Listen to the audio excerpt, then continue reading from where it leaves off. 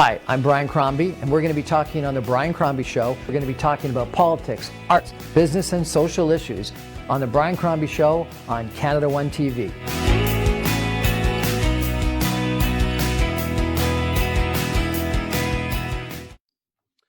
Good evening and welcome to the Brian Crombie Show on Canada One TV. I've got an interesting interview to share with you this evening. I am the chair of a civic advocacy organization called Transit Alliance, and a week or two ago, what we did is we had a session that we interviewed Phil Verster, the CEO of Metrolinx. Phil comes to us with a wealth of railway and transportation experience from the UK and elsewhere in the world, and has been head of Metrolinx for the last couple of years.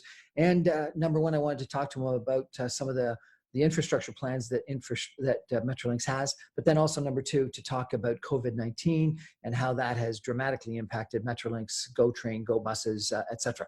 And so what follows is my interview with Phil Verster, the CEO of Metrolinx. I hope you enjoy it. This is Brian Crombie for the Brian Crombie Show on Canada One TV. Own people with a very limited impact. We've given all of our people care packages. We have modified our buses and our workspaces with polycarbonate screens in order to keep people safe. We've put face coverings out to our own people as part of the care packages. We have done an incredible amount of work, and just as a thought, we have about 40 odd business continuity processes related to how we run a business during a crisis. All of these were activated. All of these were working to some or other extent. We have used the pandemic as an opportunity to update these and to improve them and to refine them. So, for example, we're doing so many meetings on Teams now. It will have a lasting impact on how we work going forward. And we're looking at new ways to be more inventive with people working from home and working from afar.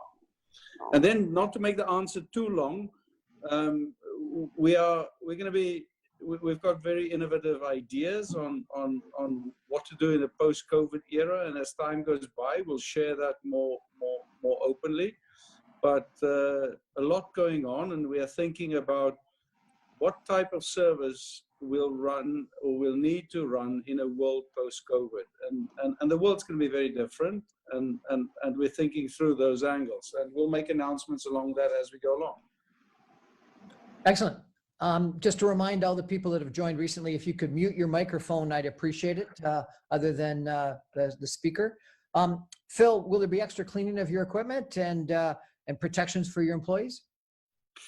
So we already now clean, and I saw a couple of weeks ago, as in, I think it was 2 weeks, it wasn't more than that, when the MTA in New York made a big thing about they're now going to move from 72-hour cleaning to 24-hour cleaning. We've been in 24-hour deep cleaning mode right from the beginning of the pandemic. Brian, I can't put it more firmly.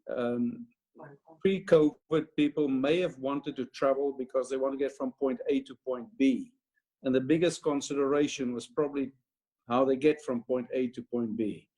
I think post-COVID, people's biggest objective is health and safety. And therefore, the way to think about the world from our side is that our paramount objective, yes, we want to move people from point A to point B, but our paramount objective is every customer must feel health, must feel safety, must feel that they can come onto our railway, onto our bus services, and have the benefit of a safe, healthy environment. And that's what we're focusing on. Do you think people's concern for public health will diminish the amount of people using public transit? Yeah, that's a really good question. I'll tell you, we've done a great survey of our customers over the last 2 weeks, and we only reviewed the results in the last week or so. And when you look at people's biggest concern is about what we as society do to ensure that they can be safe, do their work safe, do their family interaction safe, get to where they need to be in a safe way. I think that if transit feels like it's going to be risky, then we're gonna see less and less people use transit, and I think that'll be an unfortunate outcome. And that's why I think transit organizations throughout the world, whether it's airlines, whether it's bus services, whether it's train service, everyone's thinking about how do we offer a value proposition to customers that ensures that they can feel safe to take transit again. So your question's a good one though, and I can't really fully answer it, because I think there are some modes of transit that will always be challenged in a post-COVID world. The idea of a heavily congested train where people stand face to face facing each other, I think is not on the horizon in the short term. So we need to figure out ways to get people, to move people, and to move that capacity of people in new ways. And what do you think that will be? So I'm not telling you. So I, in the nicest possible way, Brian, we've got a couple of ideas of what we want to do, and when the time's right, we're going to share those. We're finalizing those. I think there's stuff that we can do to make sure we get as much from the capacity that's invested, and that's what we're looking at.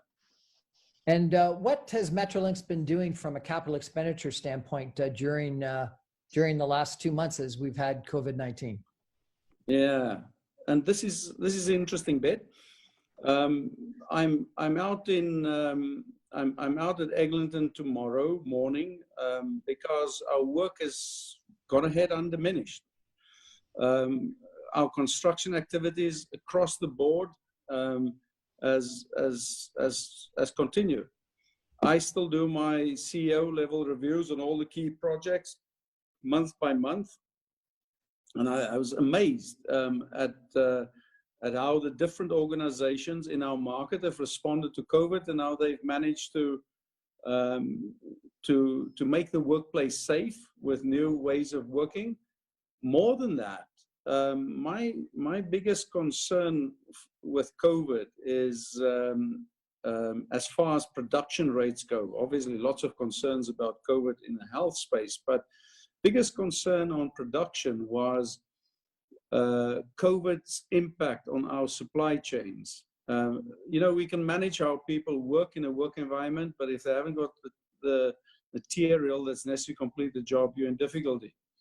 And the time that we had COVID in China is like a hole in the supply chain, and that hole in the supply chain gradually moved into the new year as China started to come back into production, and that supply impact was one that bothered me the most. And then very very tangibly, even suppliers here in Canada, we've faced challenges across all of our projects. But the projects have, by and large, we've continued our rate of production, and it's a credit to the likes of the Acons of the world, the Canadians of the world, the Grasscans of the world, SNC Lavalin, ACS Dragados, all of these contractors have performed really well.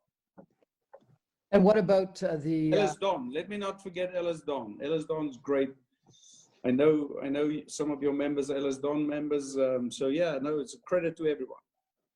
And tell us about the Ontario line. What's the status of it? Well, the Ontario line, as you know, the business case has been approved and finalized. We're in a very exciting phase where we're finalizing aspects of the alignment. That'll become public knowledge very soon. The alignment is not changing. The stations, everyone will see the stations are still as we anticipate them to be, but just how we implement the stations and what they look like are the things that we are working through now. These are challenging times for the construction industry. We've seen, and I've been very vocal about this, we've seen the construction industry move in terms of its risk appetite, because I think many transit projects in places like Ottawa and the like, you know, I think the construction industry has realized where the risks are, and there's a movement away from taking on huge bundles of risk to having more segmented an approach to risk.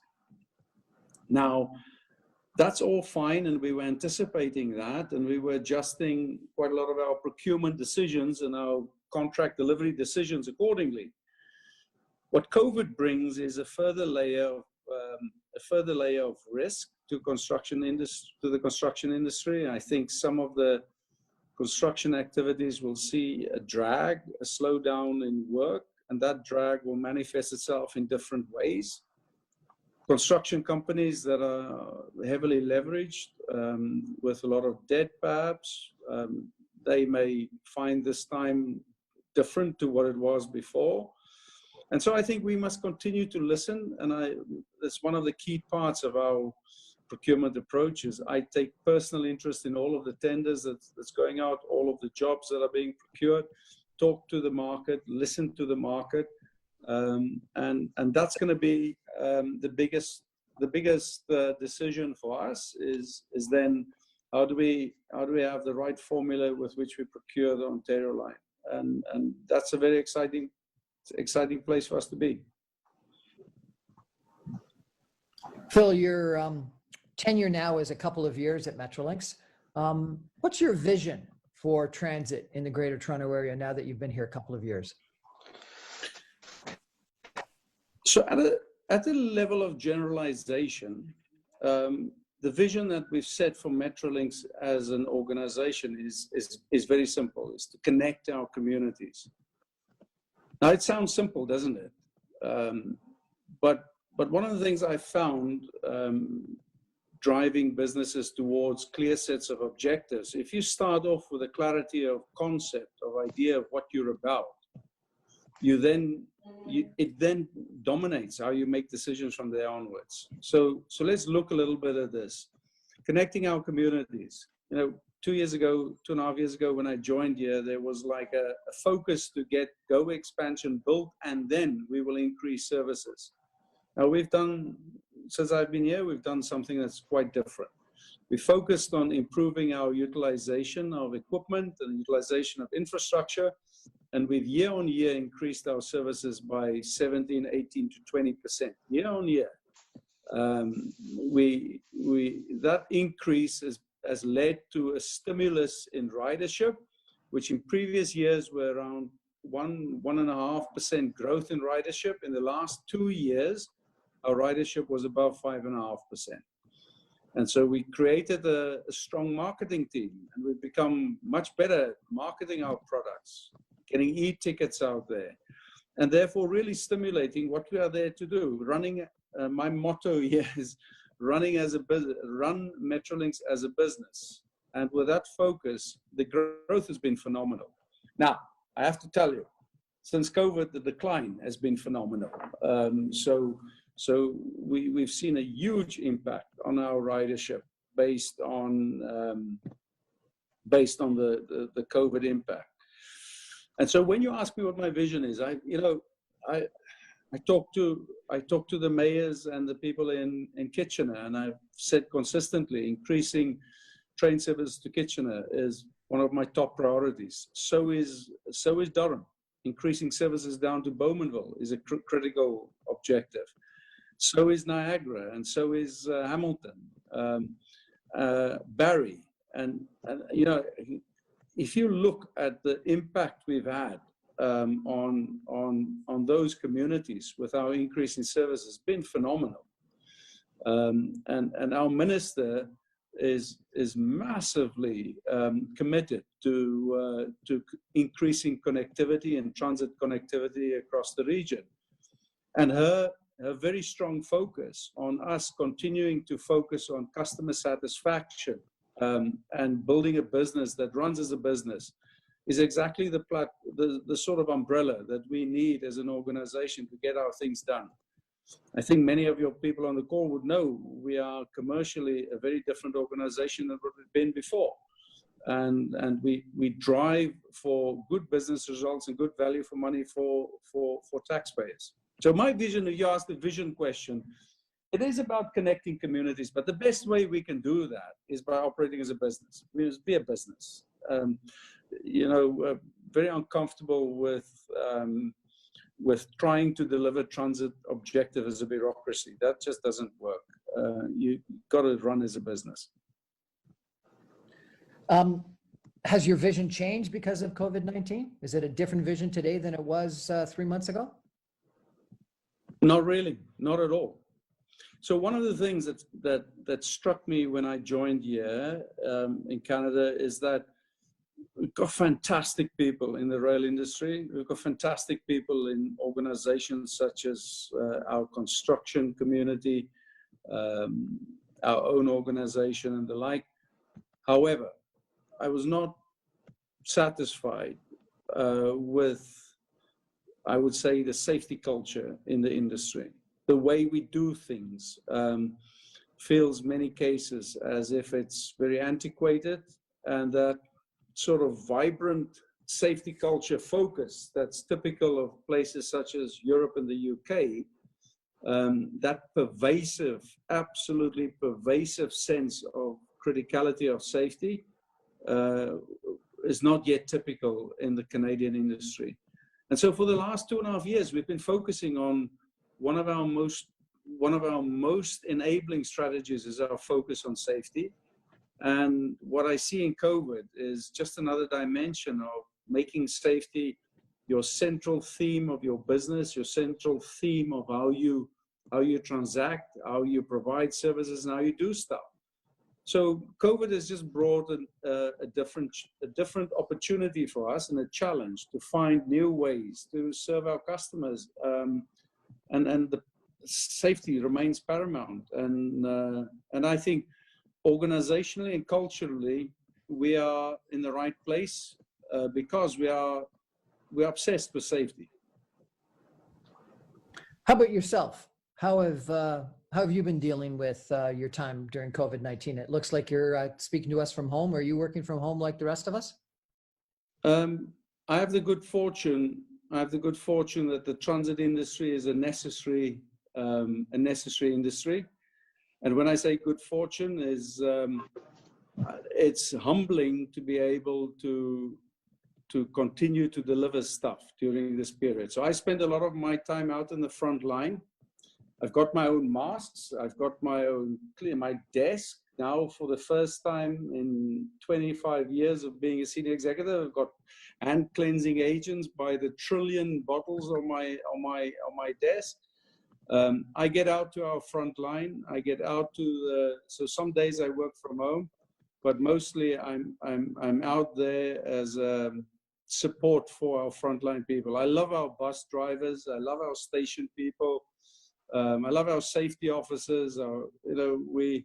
And I go around and I encourage these people. They face up to the challenge of COVID and dealing with the public.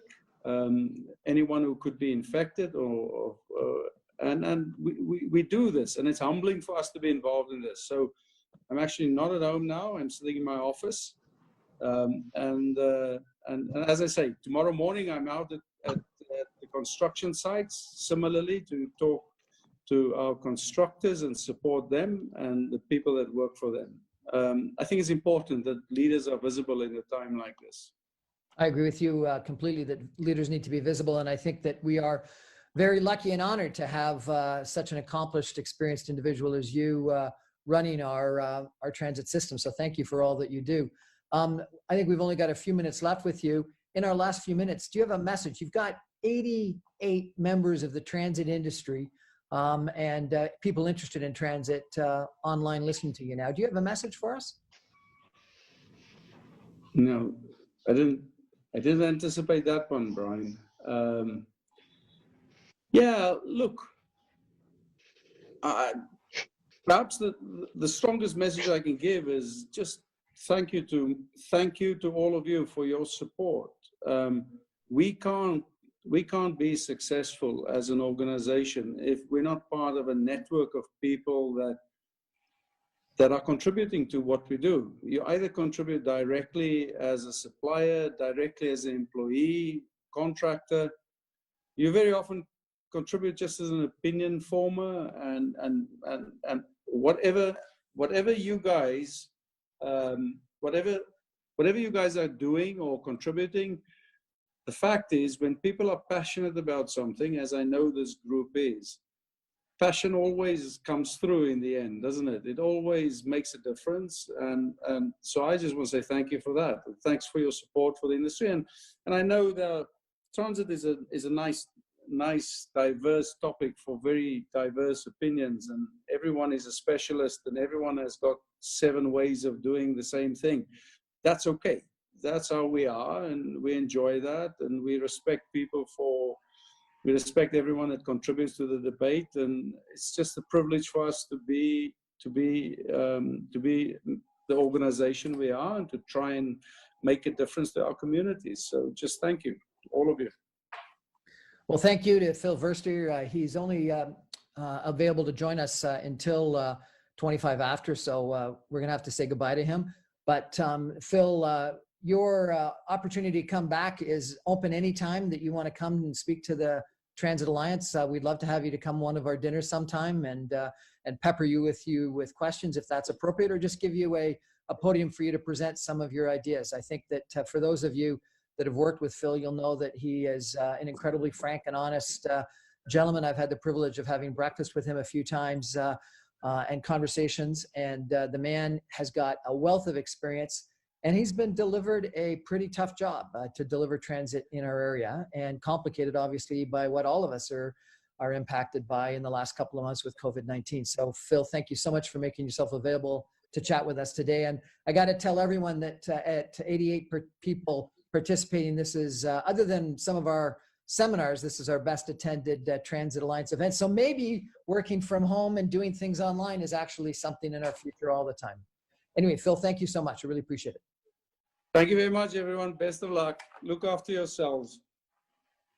Thank you. So that was Phil Verster, Transit Alliance. Colin Earp is on the line.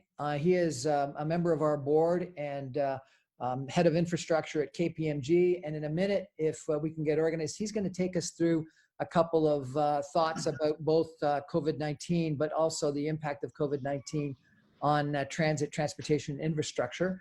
And I think that'll be very interesting. Just for any of you that aren't aware, Transit Alliance is a civic advocacy organization. We've been around for almost a decade now. I'm the chair of the board. Colin Earp, Saba Ahmed, and a couple of others are on our board of directors. We do have a membership. We had said that the only people that could join today were members, but we opened that up because we had such a great request for people to participate. And we're thinking about having a series of these virtual events over the course of the next couple of weeks. We think that in a week or two, we're going to have the head of the TTC available to update us on the TTC. And then KPMG and us are working together on potentially a whole series of different seminar type events on infrastructure and transit that we're thinking about having. Colin, are you there? I am indeed.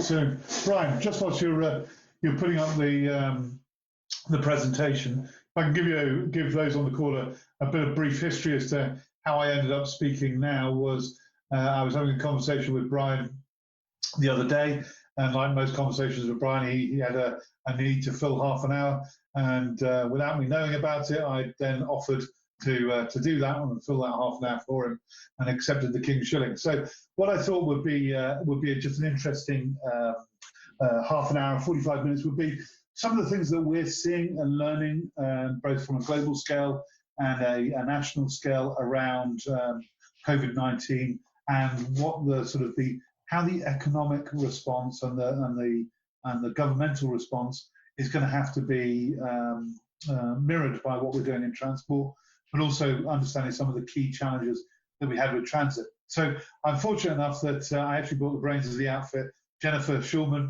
with me to talk about economics. But if we have the presentation there, Brian.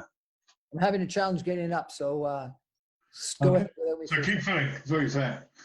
I feel like a sports commentator.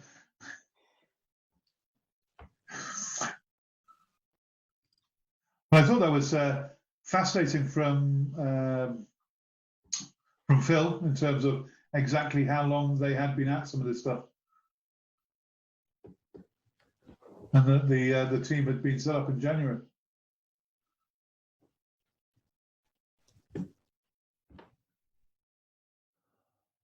Hey, Colin, it's Jennifer. I'm happy to get started. I can walk through and the That would slides be will great, catch up to Jennifer. us if that would be helpful. And then we'll let the slides catch up. So no, that'd be great. Sure.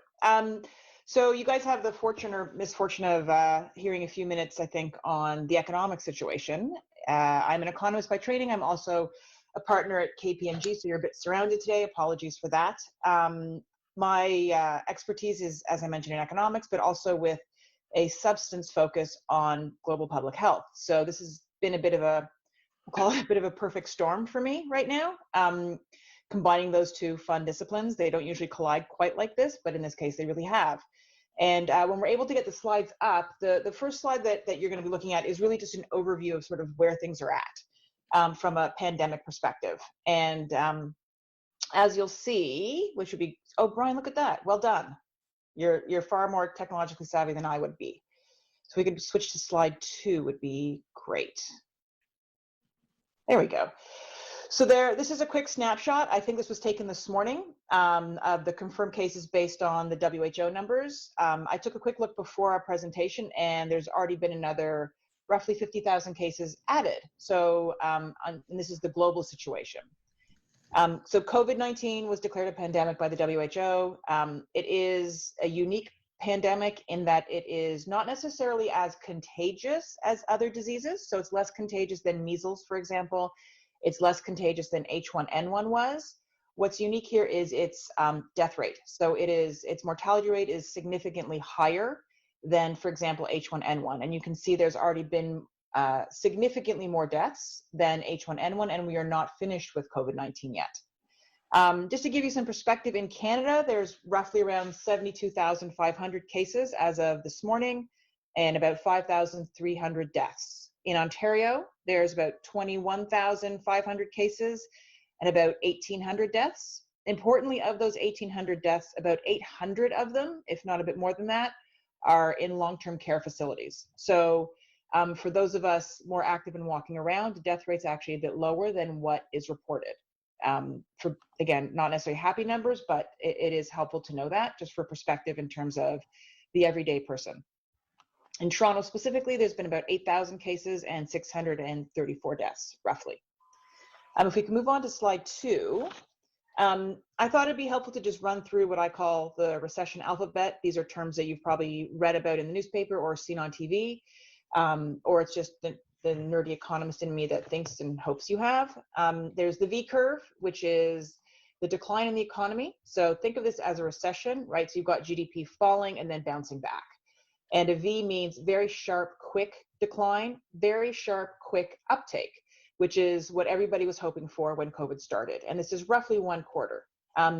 Just as a reminder, a recession is technically defined as 2 quarters of economic contraction. So we actually are not technically in a recession, although it certainly feels like one. And everyone is talking as though we are already in one. I feel like I'm obliged to say we're not yet in one. A U curve is, again, sharp decline, but a shorter, a longer flat at the bottom, and then a quick recovery, but you're in the recession for a bit longer. The dreaded L, some people call it the J, some people in Canada, of course, refer to it as a hockey stick, can't help that one, is what we all experienced in 2008, 2009. So this is sharp decline, really slow, long, painful recovery. W, obviously 2 V's stuck together. This is also something we dread, which would be a second outbreak coming in probably the fall. There are lots of epidemiologists around the world, let's say especially in the United States right now, who believe that we will see a W. If I could predict that, I would have a different job. So, or no job at all for that matter. So if we can move on to the next slide. This is showing how quickly things are moving and changing from an economic perspective. So I earlier mentioned how quickly the numbers are changing from COVID perspective and the number of cases. This just shows you how the perspective has changed in terms of GDP estimates. So this is from the Office of the Parliamentary Budget. And on March 27th, they were predicting a decline of 5.1% in GDP. By April 30th, that had changed to negative 12%. That's a massive, massive shift in 30 days. I'm sure we all experienced it. I'm sure many of you experienced it within ridership, but you can see how quickly it's changed and the predictions have adjusted. The main reasons for this, obviously, social distancing, huge impact. The other thing to keep in mind were the oil price shocks that we all saw. Negative oil, kind of unusual. Hopefully we won't see that again for a while. Moving on to the next slide, please. This is my good news slide. I like to think the glass can be half full, especially during a recession. So you can see the ongoing decline of GDP, Q1, Q2, Q3, Q4. These are actually changes in estimates based on an annualized 2020. But what you can see is also 2021. And everyone is estimating an increase. This is the good news, right? So this is not meant to, this doesn't look like an L. This looks more like a V. So we're hoping that by anyone's account, by 2021, we will be in an increase. The economy will rebound. We will start to come out of this, which means by Q4 2020, we should start to see that benefit, if not even by Q3. What really impacts these numbers, to be completely honest, is how long social distancing and especially the lockdown, the quarantine is in place. The other thing to keep in mind is right now, and I've been on the phone with several of the large banks in Canada and some around the world dealing with their own financial forecasts, the steeper or the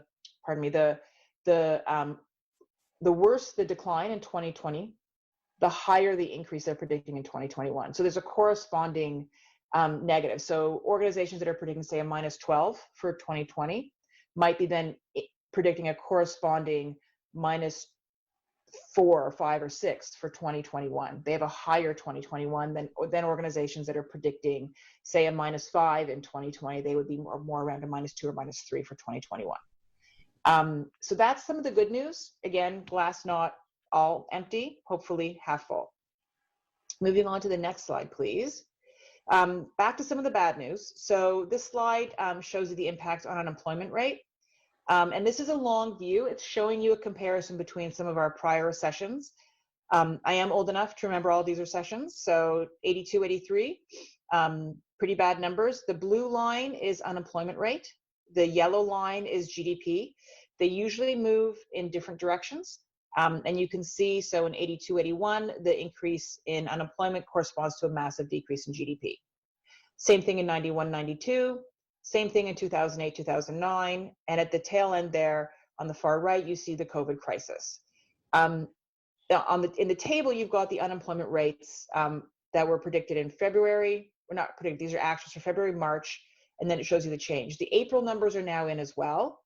And I can tell you that the numbers are, as expected, worse. So the unemployment rate for Canada overall was 13%, which is quite high. And it's higher than anything you see on this chart. Just so for point of comparison, the highest unemployment rate was in the 1982-1983 recession. It didn't quite hit 12%. We are now at 13%.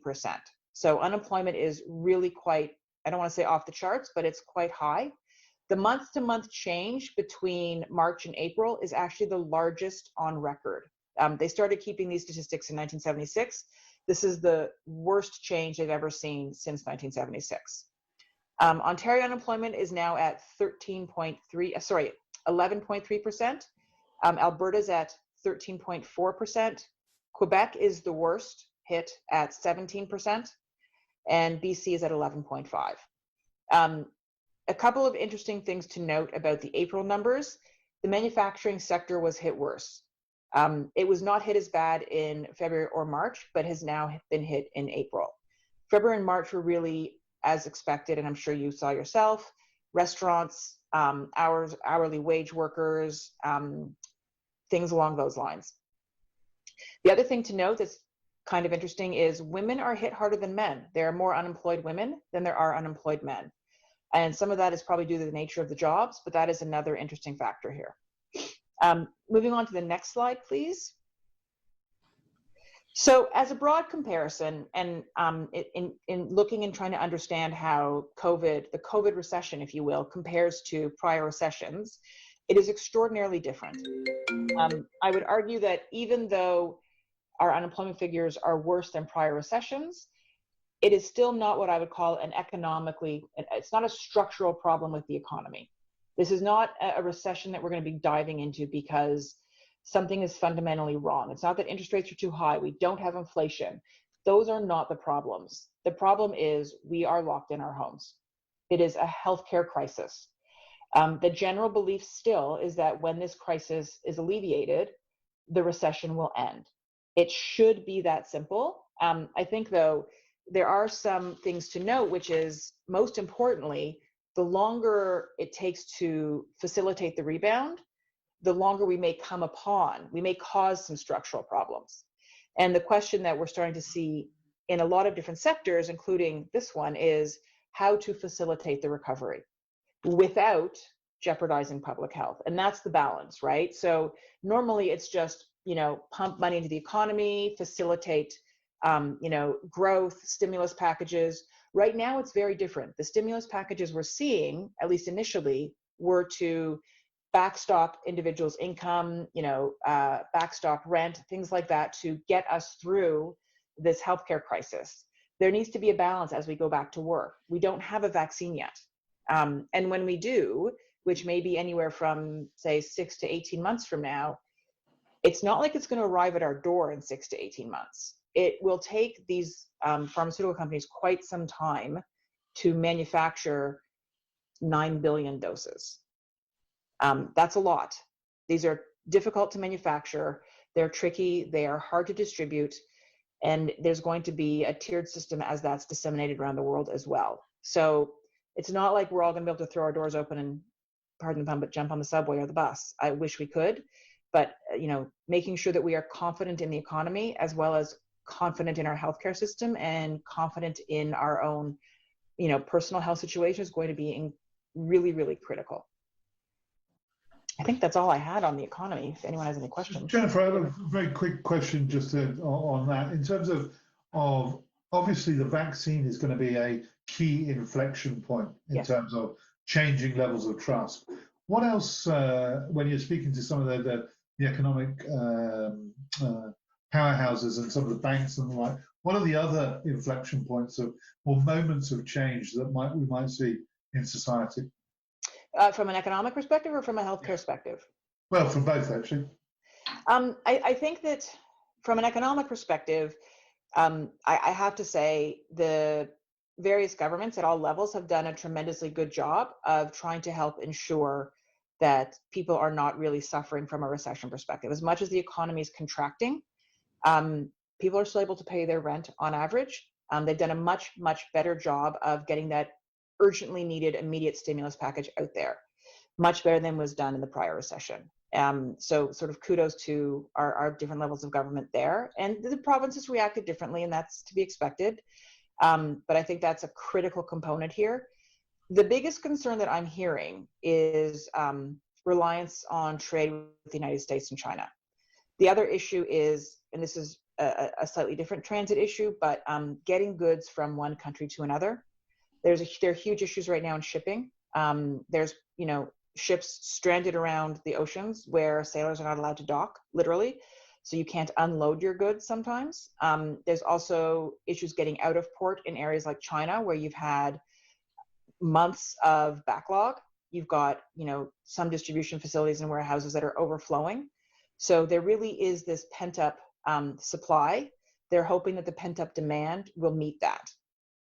So once that eases, I would say, they're hoping that, people are eager to get out. People are eager to go to the movies. People are eager to, go shopping in a store, not online. From a public health perspective, I think everyone's looking for, I would say, strong guidance. As much as people are, there's some questions around civil liberties versus public health guidance. I think my understanding is corporations as well as individuals are really seeking that very specific guidance from our governments in terms of understanding what we can and can't do.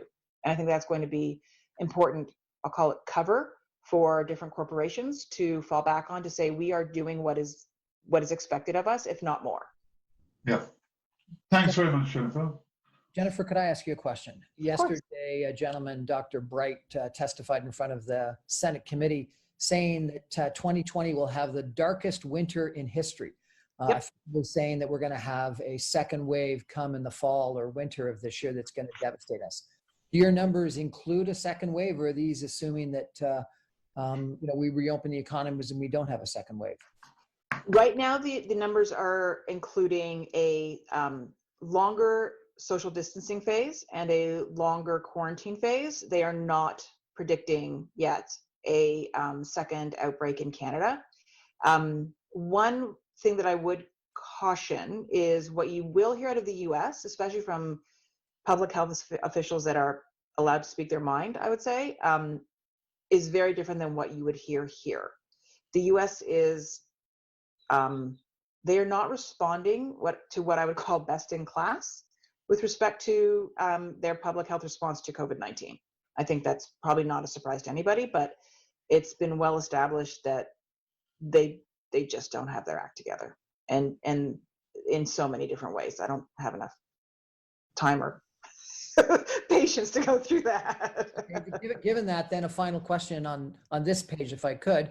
You don't put what happened in 1918, 1919, 1920 and the Spanish flu influenza from an economic standpoint. What did happen? So the Spanish flu, and well done citing it, by the way, very much had a W. So the second outbreak was in fact worse than the first. There's not a ton of equally reliable economic information there. It was also, it didn't spread as quickly as COVID because the world wasn't as small as it is today, so to speak, right? We weren't getting on planes and traveling overseas. But it was fairly awful, and the second outbreak was worse. And then they had a big, think of it as a capital W followed by a lot of little W's, lowercase W's, and it was an extraordinarily unfortunate and traumatic event, and it had major implications on the economy as well. Colin. So if we could pop on to the next slide, Brian. I think what we're sort of, what comes out of that is, the first thing that we've got to really get our heads around from a transport perspective is the kind of the level of confidence. And what this is really trying to show is what our activity, there is a disjoint between activity and confidence in terms of, we don't naturally mirror it, but confidence will drive us going back to the transit system. And I think we heard a bit of that from Phil, but we're also hearing it from Jennifer, which is that top level is there is a vaccine. I know I can walk out of my house and feel safe. So that level of how much do I feel safe and how do I pass that off against the absolute need to use transport is going to be a fundamental equation going forward. And I think we also need to say that transit agencies are in the trust business at this moment in time. If anybody is thinking that we don't have to market transit right now in terms of the actions that we do to keep people safe, will be the same actions that build trust, that allow people to come back onto the system.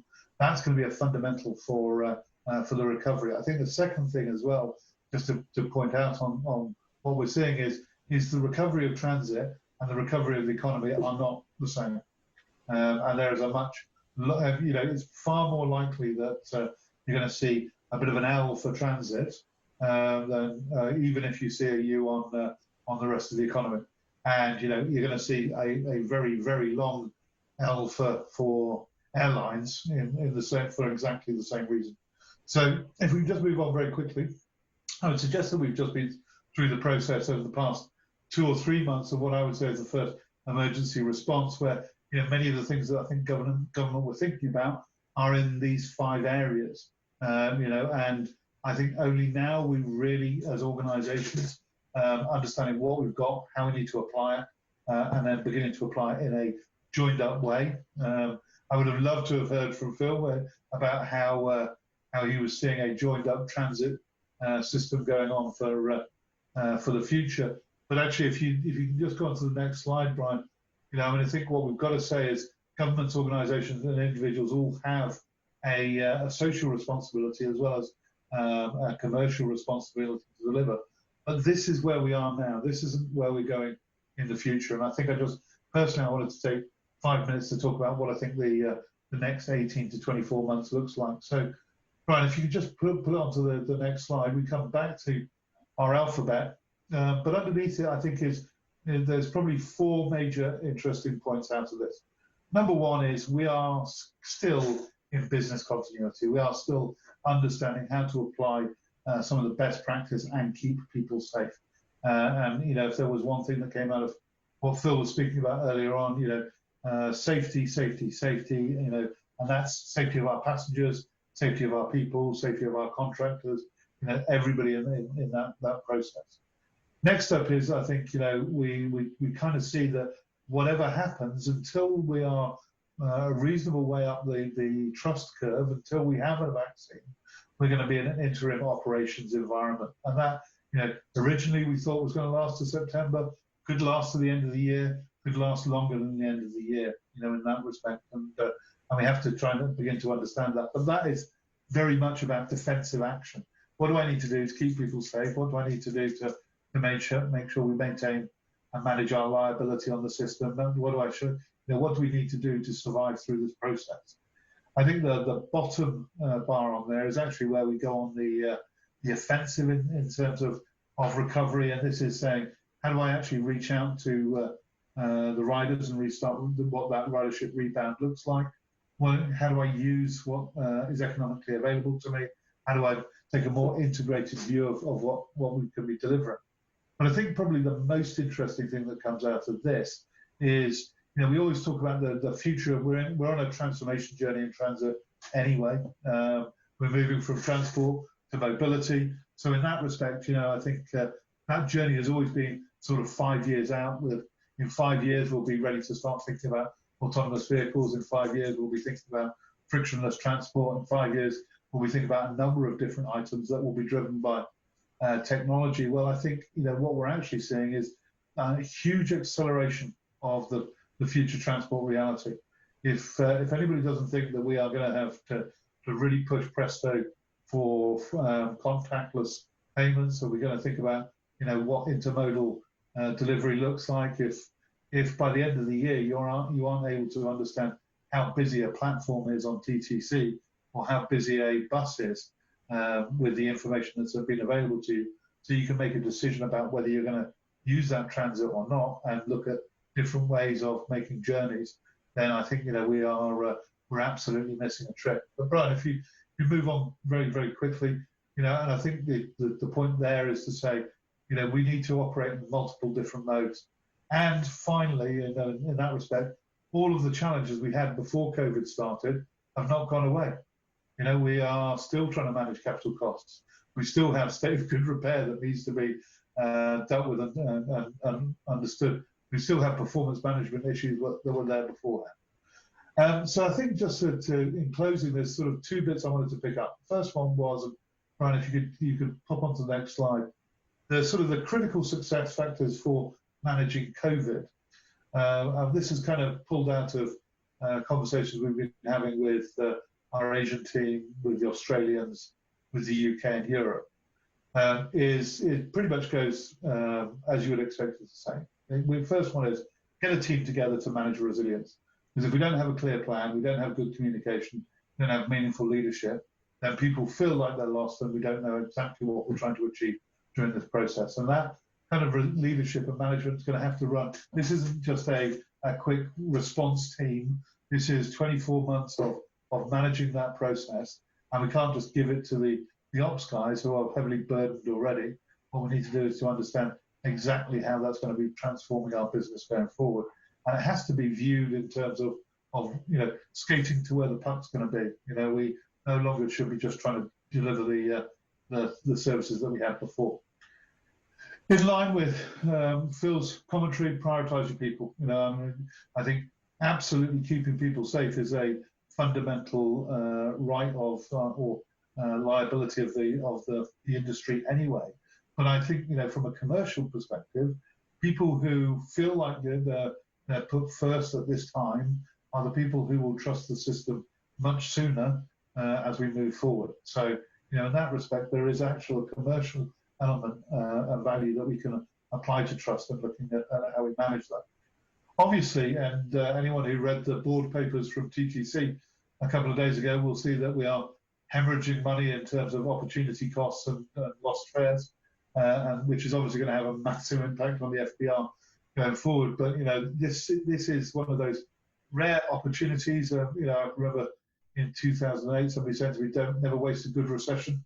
This is an opportunity to really pick up on areas where there were process enhancements that could be made, things that we were probably pushing back against 6 months ago are things that we could probably get done going forward. And that's not just within the sort of the business model, but actually how we operate the asset. And TTC is going to go through this, and it's obvious that Phil is talking about this as well. We need to find a minimum viable operational environment whilst we're still in interim operations. But there is no reason we can't carry that through into to new operations. Number 5, somebody in a year's time is going to ask the question, did we manage this well? Did we make the right decisions? Assurance, I think, is going to be a key, and we've already seen this in the Australian environment, of having an ability to act with confidence is part of knowing that you have a level of assurance that sits behind that says, A, I can describe what the decisions were made and why they were made, but B, I can also course correct as we go forward. And I was speaking to somebody recently, the only thing worse than a bad decision is no decision at all, and just floundering in sort of that sort of analysis paralysis. So we've got to find a way of being much more agile in the process. And then finally, money is going to be put into infrastructure and transport infrastructure to deliver and help pick up the change. And if truth be told, if we don't use that money in an interesting new way that makes it count, not just for now but for the future, then we're fools to ourselves, because we should make that that money count and every dollar sing. So just in the very last page there, Brian, I don't want to spend too much time. We're kind of in that react emergency phase. I think we've done all of the right things. We've started to collaborate in new and interesting ways, and we've been all been about communications. I would suggest, we absolutely now have to look at what an integrated response looks like for GTHA. I think we need to start to optimize our assets. We need to work together to build public trust. I think, there is a level of change that's going on that we need to understand and be assured on that. But the top left-hand box is the one that's probably the most interesting for me, which is to say we were transforming anyway. And back to Jennifer's good news message, is where there is a silver lining to what we're trying to do. And if we can take the opportunity, if we can understand what the opportunities that are being given to us right now to manage that transformation, accelerate what we were doing, make some pretty tough decisions, based on the availability of data as it stands now, then I think we come out of this better than we went into it. It will take some time to get back, and as I say, I'd not necessarily want to be in the aviation industry at this moment in time. But I think what we need to do is really start to focus in on how do we make this work, because we're not going to change the situation of people being infected. That horse has bolted. Now it's what do we do to really make this work for us going forward. So, Brian, that's just two people's points of view, but hopefully that was informative. Colin, I appreciate that. Let me ask you one question. Does transit have a future? Supposedly in China, transit usage is down in their recovery stage by 40%, and car purchases are going through the roof. And the traffic congestion on the highways is unbelievable. Do you think everyone's going to go back to transit, or is everyone going to go to cars? No, everyone's going to go back to transit, Ron. I think it's just a matter of time. I did a quick poll with some of my colleagues the other day, which was, could you give me the date in which Spanish flu really hit? And we didn't really know, didn't really remember. we have short memories. We just need to get through this in that respect, as long as we have good answers and we have reasons for people to come back. Are there any other questions for Colin or Jennifer?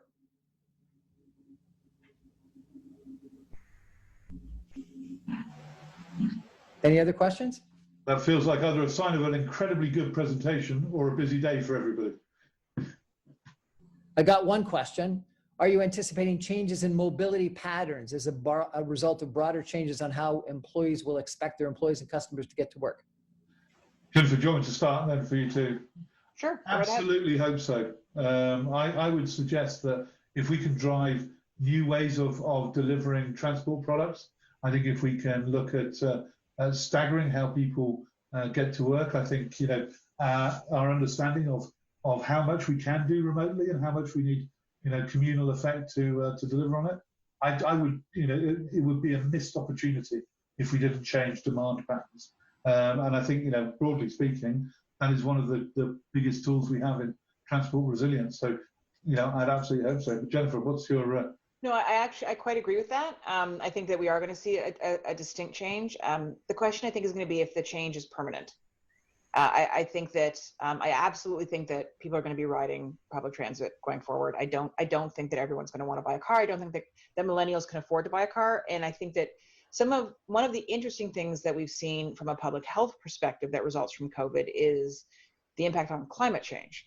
So, and this I think relates directly to whether or not people increase car purchases, the types of cars they're buying, and their choices around public transport. So in Europe right now, you're actually seeing a huge uptick on bike riding more than car buying, which sort of makes sense. You're actually also seeing a huge increase, believe it or not, in the United States in terms of bike riding as opposed to public transit or buying cars. So I do think people are going to have to fall back on public transit. And I mean that in a good way.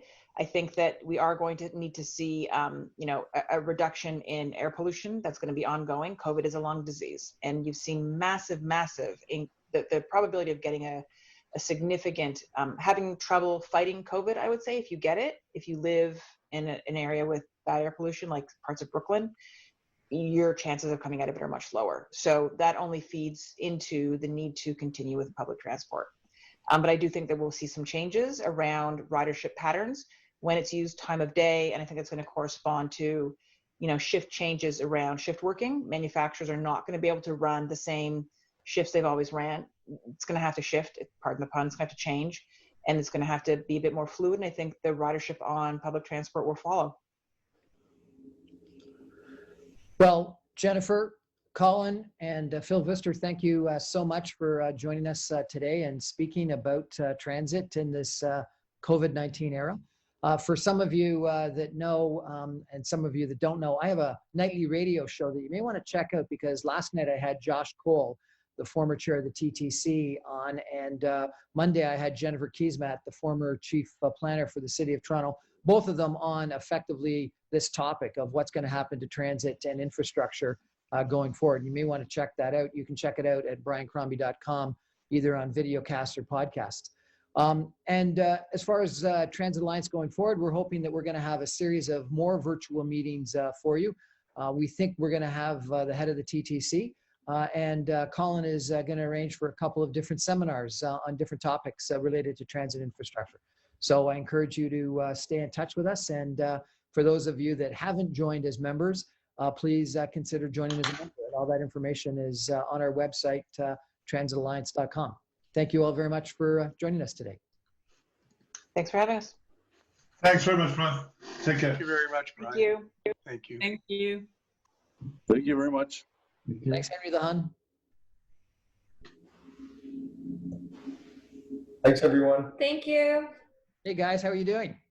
Good. How are you, Brian? Very well. Our dog attended the meeting this time. It was my first Zoom meeting without an interruption by an animal or a kid. I know, they always pop up. Christine, how are you? This was really well done, Brian. Thank you so much for this. Thank you. Maybe you can help me get some other guests. Who do you want to talk to? Whoever you can arrange. Send me a note. Tonight, you should listen to my show. I've got Aaron O'Toole on. I think you'll be interested in hearing what he has to say. Oh, it's already calendared. I'm ready for you tonight. I want to get the other leadership candidates. Can you help me get them? Our firm acts for Peter, so yeah, that's not a problem. And I'm connected into Leslin. I'll put them. Yes, the answer is yes. Awesome. Thank you so much. And Josh Cole, I see you there. Did you leave? Yeah. Oh, we started talking about conservatives. Of course he left. Howard Brown, how are you doing?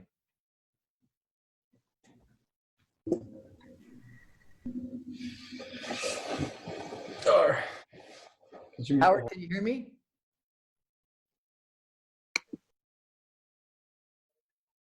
There you are, Howard. How are you? I'm great, Brian. How you doing? Good to see you, sir.